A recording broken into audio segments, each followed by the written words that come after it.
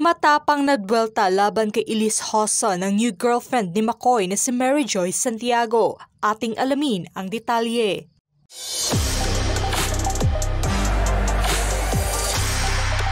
Matapang, palaban, ganito inilarawan ng mga netizens ang bagong girlfriend ni McCoy De Leon na si Mary Joy Santiago. Ito'y matapos nga na umugong ang balitang hiwalay na ang Maclis. Ngunit tila may lumabas nga na ebidensya na patungkol sa naging conversation ni McCoy at Mary Joy online. Sa mga nagsikalat nga na larawan ng dalawa, dito na itinuro ng madla na si Mary Joy ang naging third party at bunga ng hiwalayan ni McCoy at Elise. Dito na nga rin sumunod na kumalat ang ipinalabas na sweet conversation ni McCoy at Mary Joy. Narito nga ang saad ng nasabing palitan ng pag-uusap ng dalawa. Nagpalitan nga ng I love you at namimiss nga nila ang isa't isa. Naglabas naman ang mismong kakilala ni Mary Joy ng screenshot message conversation nila, ani ni Mary Joy sa screenshot message. Make sure alam mo ang story ko. May nag-send lang sa akin, pinag-usapan niyo ko. Saad pa ni Mary Joy sa reply sa kanyang kakilala. Oo, kaya nakikichismis ka na wala ka naman alam. Sa bagay, ganyan naman kayong mga ugaling squammy. It's okay, I understand. Mind your own business na lang. Grow up, Inday, and work on yourself. Andyan ka na Dubai, diba? You are obviously jealous. Di mo pa siguro na try i-message kahit na isa sa mga sikat or artist. Paganda ka muna, and by the way, baka sabihin mo din kabit ako. Break na sila bago kami mag-usap ni McCoy. Buti pala, tumigil din kaka-heart, jowa mo sakin. Naka-highlight nga sa nasabing convo ni Mary Joy sa reply sa hindi na pinangalanang kakilala nito, na bago pa man daw sila mag-usap at magkapalagayan ng loob ni McCoy ay break na daw si Elise at McCoy. Tanong nga ng karamihan, sino nga ba si Mary Joy Santiago? Marami nga sa mga netizens, pati na bashers, ang hindi masyadong kilala ito. Ngunit may iilan namang inilahad kung sino nga ba si Mary Joy at pinagkakaabalahan nito sa buhay. Kilala nga ito bilang isang social media personality at TikToker na mas nakilala pa ngayon dahil na nga sa issue ng hiwalayan ng Maclis. Nasa 25 years old na nga ito. Napabilang na rin ito sa hanay ng mga tinatawag na content creator na may millions of followers sa TikTok, Facebook at Instagram. Naging aktibo nga ito sa pagbabahagi ng mga videos niya sa TikTok kung saan umani nga ito ng lampas 1 million followers at 8 million likes. Habang sa Instagram at Facebook may combined followers na lampas 400,000 na nga itong taga-subaybay. Tila palaban nga ang naging buwelta nito kay Elise at mariing pinanghahawakan ang claim nitong unang nag-break ang Maclis bago pa man nadawit ang pangalan niya sa ngayon.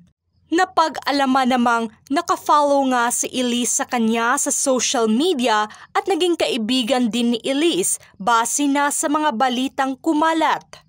Ngunit sa pangyayari nga sa ngayon, in-unfriend na ito ni Elise sa social media. Posible nga rin dito sila nagkakilala ni McCoy lalo na at nakasubaybay rin ito sa social media account ni Mary Joy. Sa mismong latest update naman ni McCoy, binago nga nito ang caption ng una niyang post kung saan kasama niya ang anak na si Feliz. Saad nito, sana pagtanda mo, huwag magbago tingin kay Daddy ha, pasensya na kung hindi lang talaga nakaya ni Daddy. Sana maikwento ko sa'yo pagtanda mo. Huwag kang mag-alala. Masasaya naman ikukwento ko na may konting problema para naman maintindihan mo si Daddy. Basta, lagi kang nasa isip ni Daddy. Pasensya na rin kung dito ko nailagay ang mensahe ko. Hindi ko na alam paano kita makakausap. Huwag bibigyan ng sakit ng ulo si Mami. I-love mo siya. Last na, anak, Huwag mo silang pansinin. Mahal na mahal kita, anak ko. Miss na kita, sobra. Hug na mahigpit. Sa latest IG story naman ni McCoy, tila ba kumpirmasyon na ito sa issue dahil na nga sa public apology post nito. Sorry po, pasensya na po sa inyong lahat. Marami nga ang nalungkot, marami rin ang nagalit, lalo na kay McCoy at sa bagong girlfriend nito. Marami naman ang nanghihinayang sa pamilyang binuo ng Maclis, lalo na sa anak nilang si Feliz. Sa ngayon, wala pang opisyal na pahayag at nanatiling silent pa rin si Elise sa issue. Ngunit, makikita sa mga latest update nito sa social media ay kasama niyang nagbanding. Ang anak ng kaibigang si Sofia Andres na si Zoe. Naging busy nga ito sa naging outing nila with their babies. Matatandaang umugong ang espekulasyon kamakailan lang kasi nitong nagdaang Christmas season. Nagbahagi si McCoy ng larawan niya kasama ang kanilang anak na si Feliz Mackenzie. Base sa caption ng post nito, lagi mong tatandaan na mahal kita. Habang sa mismong Instagram account naman ni Elise, ibinahagi nito ang isang quote na tila ba cryptic post. Samantala, una na ring nagbahagi si Mary Joy sa kanyang mismong Instagram account kung saan patama sa mga netizens na siya ang itinuturong dahilan ng hiwalayan ng Maclis. Instead of making assumptions about me and what I do, how about you? Tanong ko lang. So quick to believe things about a person without even knowing them or even having a simple conversation with them. You guys are on some childish type. Kasunod naman ng napakahabang cryptic post ni Elise ay nagbahagi naman ito ng shared post. Sa napakahabang shared post ni Elise, idinagdag pa nito ang isang verse. For I know the plans I have for you, declares the Lord, plans to prosper you and not to harm you, plans to give you hope and a future. #Happy New Year. Marami naman sa mga taga-suporta ng Maclis ang nagtatanong kung bakit nagawa ito ni McCoy kay Elise. Komento naman ng karamihan na palaban nga itong si Mary Joy at walang inuurungan. Marami nga ang nagulat sa balitang ito.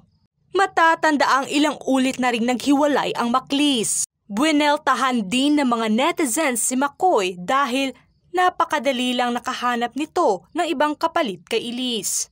Kayo mga ka-showbiz peeps, ano ang say nyo sa paksang ito? Write your comments down below.